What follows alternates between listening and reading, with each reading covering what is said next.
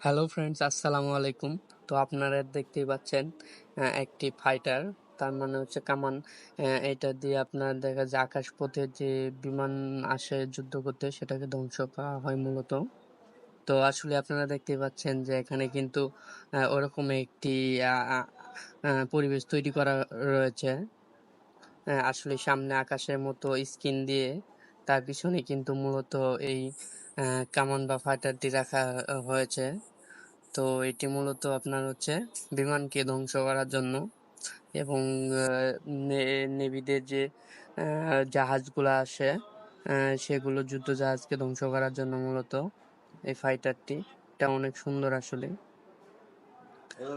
আর এইটা কিন্তু বন্ধুরা ঠিক জাদুঘরের মাটির নিচতলায় নেভিদের যে ইটা আছে, নেভি মানে নৌবাহিনীদের। আর এটা হচ্ছে মিসাইল, যে মিসাইলগুলো মূলত আসলে জাহাজ থেকে ছাড়া হয়। মিসাইলও বলতে পারেন, ক্ষেপণাস্ত্র বলতে পারেন। এগুলো আসলেই ক্ষেপণাস্ত্রই। আর এখানে দেখছেন FL-3000N মিসাইল, আর কি মিসাইলের নাম দেওয়া রয়েছে। তো আসলে মিসাইলগুলা মূলত নাম সহ থাকে, প্রত্যেকটি মিসাইলে কত দূরত্ব বা কত এই সাইজ সহ থাকে। তো আসলে এটা যারা নেভিতে চাকরি করে তারাই বলতে পারবে শুধু। তো আমরা সাধারণ জনগণ শুধু দেখতেই পারবো। আর এইটা হচ্ছে আপনার বিমান বিধ্বংসী একটি কামান। এইটা হচ্ছে আপনার দেখতে পাচ্ছেন কি পজিশনে রেখে করতে হয়, আসলে ছাড়তে হয়। তো এখানে কিন্তু আপনার মনিটরিং করে দেখানো হয়েছে মূলত। আর এইটি হচ্ছে আপনার অস্ত্র-শস্ত্রগুলো, যেগুলা আপনার যুদ্ধের কাজে ব্যবহার করা হয় মূলত।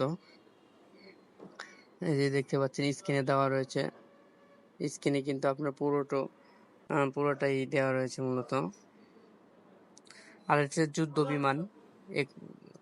আর এইটার নাম হচ্ছে, আসলে এই নামটা আমার সঠিক ওয়াটার কি জানি এটারে বলে।